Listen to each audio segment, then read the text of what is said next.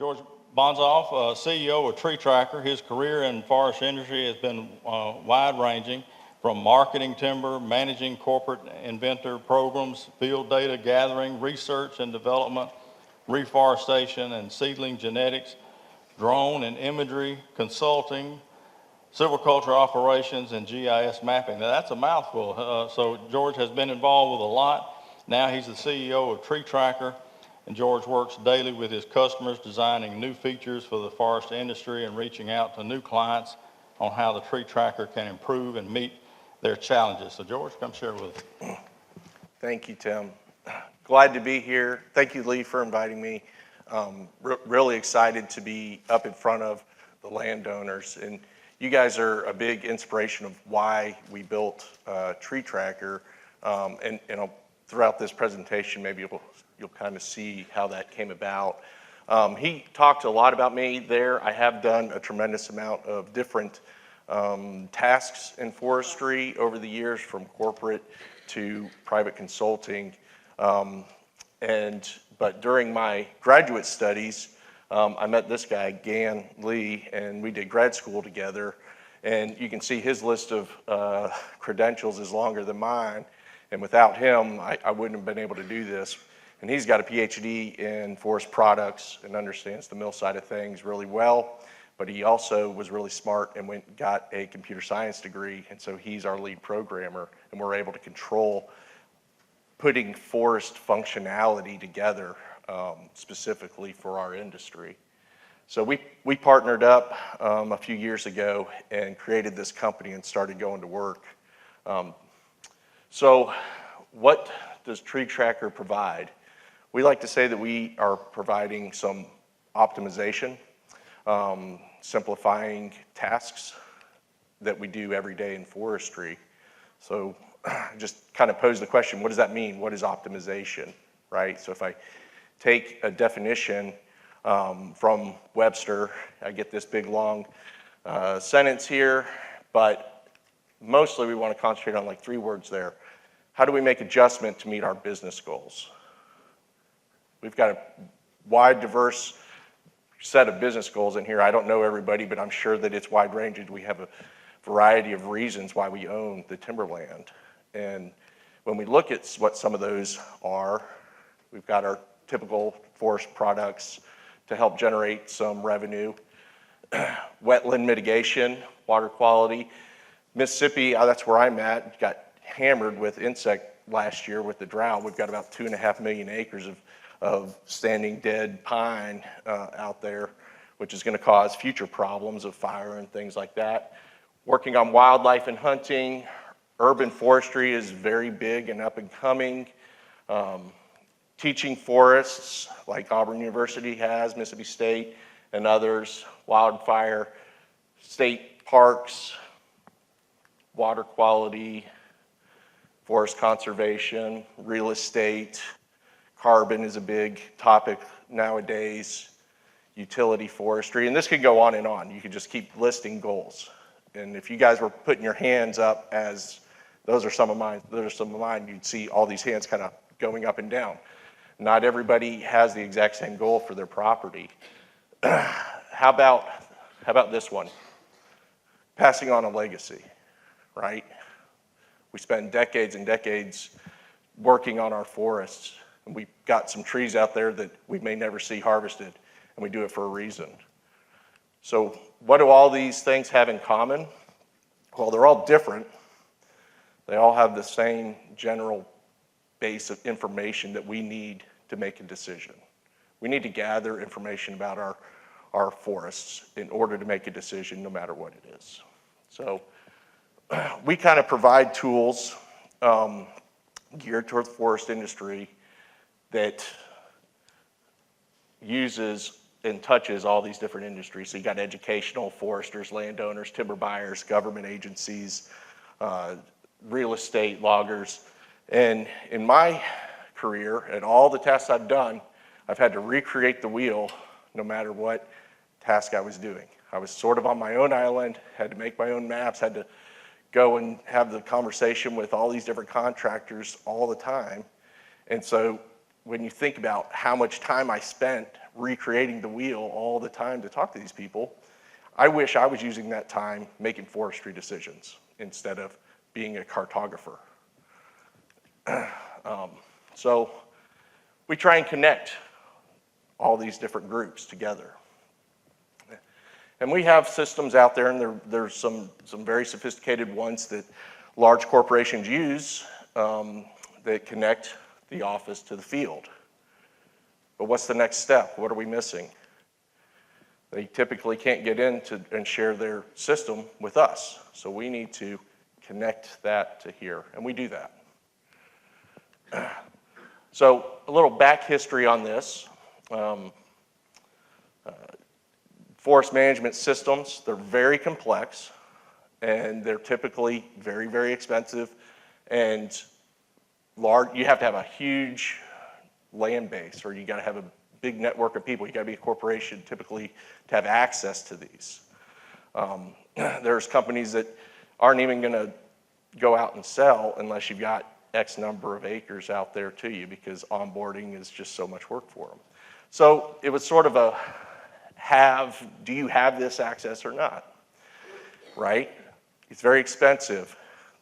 Complexity and the ability to connect doesn't have it. Like, even if you're in the same system and I'm two different companies, you're not talking together. You're still having to recreate the wheel. And then let's look at the flip side. Well, before I move on to that, I started my career in that world, and I had all that information, and I said, I could look it up, and I said, where's some 25-year-old planted pine, and it would pop up, and I knew right where to drive and go look, make a contract, spit it on out, and I had this nice, easy tool. And I left that, and I became a private consultant. Now I'm a one-man show. And I look around and I say, where did all those really cool tools go? And now I've got a whole list of different apps and different tools that sort of do neat things, but they don't all work together. Some of them, aren't made for forestry. They've got limited solutions, and they don't communicate very well. So yesterday, I was talking with a landowner and a consultant. He says, yeah, I've got a mountain of apps on my phone that all do one thing or another. So we went in and we grabbed a lot of the functions of these different things that we like that aren't built for forestry, and we put it into one app. So that's what we're doing. We want to provide the forest community with a sophisticated natural resource management system, push the limits of what it can do, and then we want to make it available to everybody. So this is online.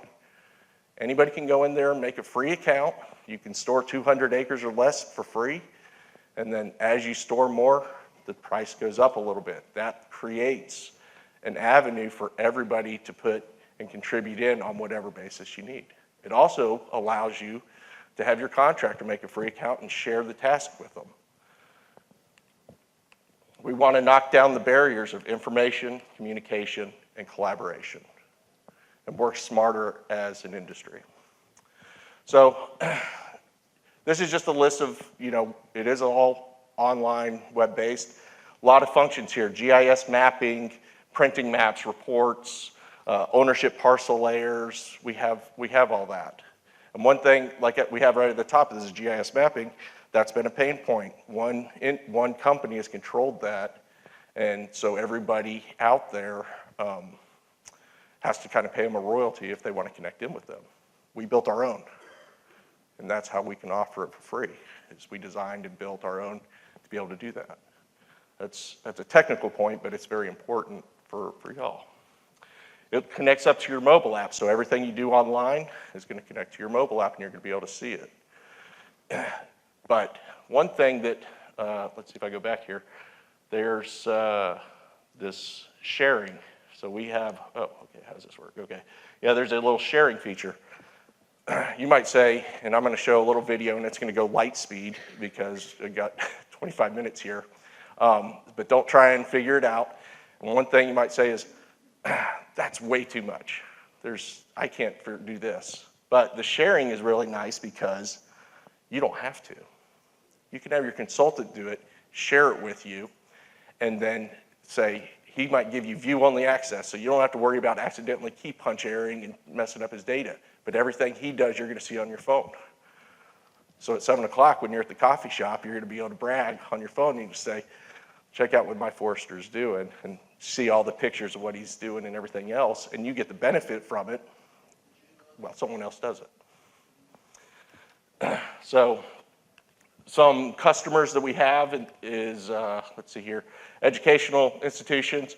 That's Auburn University, Dr. Adam Baggard. So he brought us in last fall and is teaching this in their senior practices. This spring, they have replaced the software solutions they were using in previous years, the ones that I grew up on as well for their senior practice groups, and they're using ours in lieu of it because it builds continuity amongst the teams. It's easier. They're teaching less technology and more forestry because it kind of streamlines some things. Utility foresters are using this. So when they talk about crew management and things like that, their production went up 50% on this particular crew, which is an absolute ton of money in a day that they're saving. Timber buyers and consultants love this.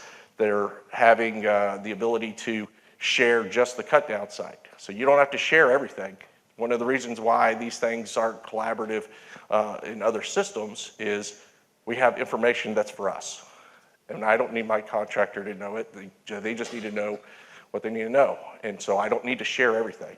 In our system, you can have 100 stands, and I could just pick the one, and I say, hide all this data, make it view only, but share this location. Now the cut down drivers can see their blue dot and stay within the lines of the stand. As they're going, they can see when they start to get close. That way they don't miss the marking or the flagging as they accidentally cut through it, because they kind of get a warning. So that's one application that they can get. So this is going to be light speed. Just basically what I want you to see is everyone's going to want to know, what does it look like, right? So don't get overwhelmed with this. Don't try and learn it. It's all I want you to know is there's an absolute ton of functionality in here. And it's all geared towards forestry to be able to minimize your tasks. So what I'd rather do, and I was challenged yesterday by Mel and Jay, is to speak from the heart. Okay? He said, I don't want to hear a canned speech. Give me something from the heart. So while this runs, I want you to think about, do you think you really want to sit down and try and learn this? Well, I look across this room and I look at a lot of people that want to pass on a legacy. And I've worked with landowners a lot as a private consultant and as well with this. And some of my customers are looking at me and saying, I can't learn this, I can't do it. And I also have sons, daughters, and grandchildren I want to leave this to, and I can't connect to them. Now imagine driving with your bad boy buggies across the land, and instead of them playing a game on their phone and looking down, you're passing on, hey, mark down this stand. It was planted at such and such time, and you have your grandson do it. You have your kids do it. And because I promise you, my son, when he was 14, I put this out, and I was all excited because we got on Apple and it showed up, and I said, oh, we hit this major hurdle. He got on there. He's never looked at it before, and he knew all the functionality. And in fact, he said, this is all it does? And I was like, come on, But they get it, right? The phone, the data push, it speaks their language. And so we have some of our landowners using this as a tool to create what I call a digital forest management plan. You put in all the records of the stands. You have them take photos as they're driving by and store it to that polygon and that stand. And you have them start doing it. And so they find a way to use technology to help pass on what they're trying to do. And so here you can see this is like reports, right? So it pulls all the data. There's some photos that have come up. All these graphs are automated. You don't have to create all this. If you put the data in the right spot, you're going to get it put in there. So Land valuation, you type that in, it's gonna roll up a bare dirt value for you. We don't put a dollar value in there, you put what you think it is. Timber value's the same way. We're building inventory systems right now that's gonna tie into this. So you imagine, you have your consultant go out there, he field data gathers, he's gathering the plots, and we're gonna streamline that right into your stand information to where you don't have to have a paper and then hand type it and all that. Right now you hand type your volumes in, but in about 4 months, we're gonna push that, and you have your consultant do it and you get the benefit. It shows up right there. And so going from our traditional paper books that are big binders, forest management plans, we're working on trying to automate forest management plans and working with Mississippi Forestry Association and other ones to use these tools to push it out. Because we know those change all the time, and we know that you make these for the next generation. And how much of us have confidence that they're gonna read a binder like this, they're gonna look at it and be like, I don't wanna read that. And also, it's gonna have marks all over it because a tornado came through or an ice storm or something, and instead of making a new map, you have to scratch it all out. So in our system, you just redraw it, you change the data. Everybody that's attached to that sees it all at once. Don't have to go and recreate that digital forest management plan. I don't know if it showed the print map yet. I wasn't looking at that because I was speaking from the heart. But there is, so this is the sharing, right? So this is showing back and forth of whether I want to hide data, things like that. I share it to this person and I can lock it all out. So that's an example of like giving it to one contractor. They know where to work. Once they're done with their work, you can break it. They don't need to see what's going on. I can pick and choose what they can edit, what they can't edit, that kind of thing.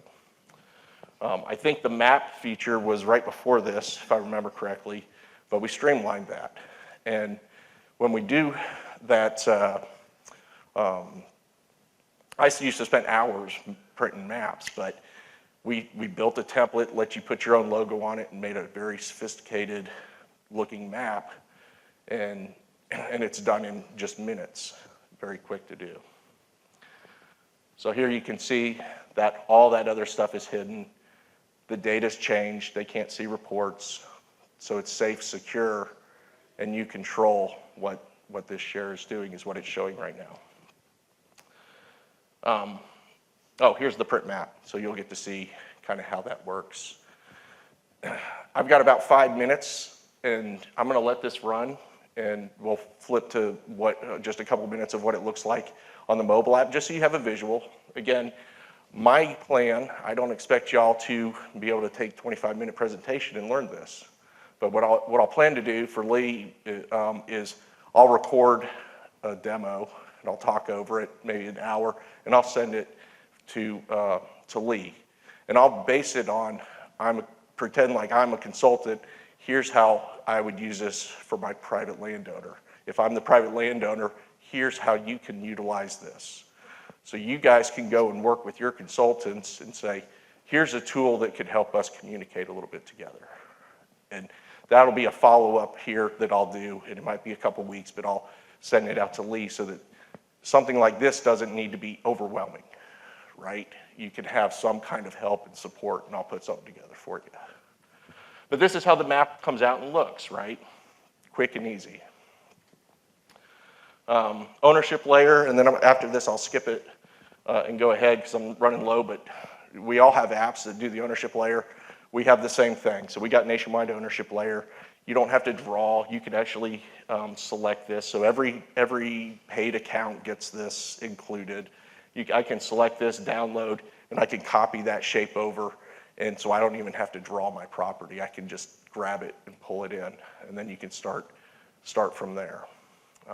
So it's really handy, it's quick, and this is some of the functionality of why Auburn is adopting it in places in their program. Mississippi State's adopting it in places. Louisiana Tech's looking at it.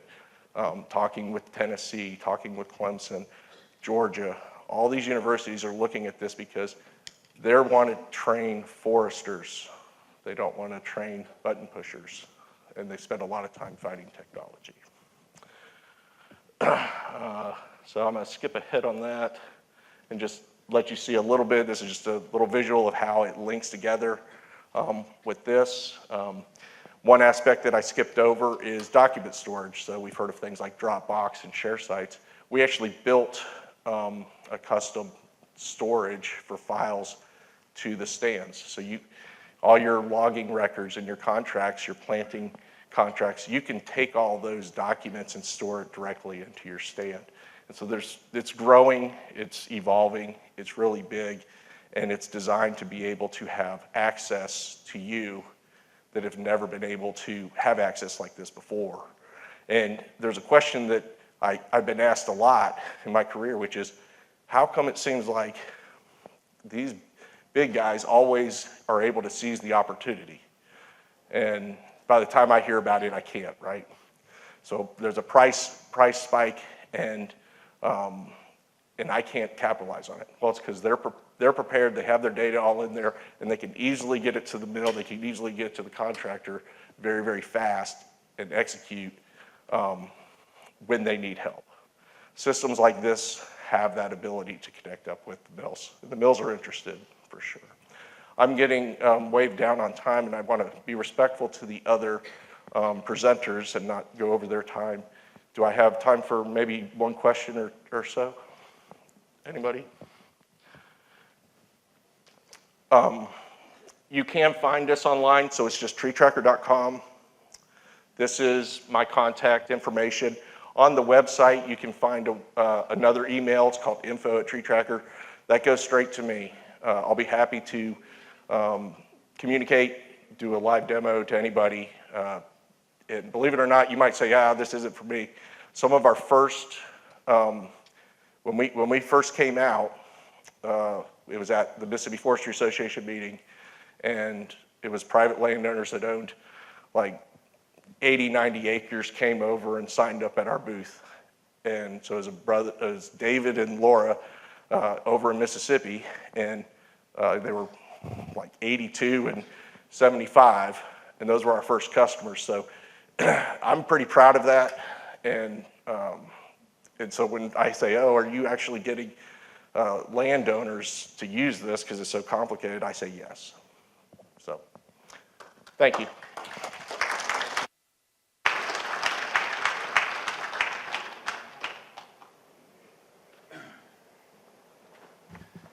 Thank you. I did pull out my phone, and I did the TreeTracker and looked at some of that stuff while you were talking, and it's so cool.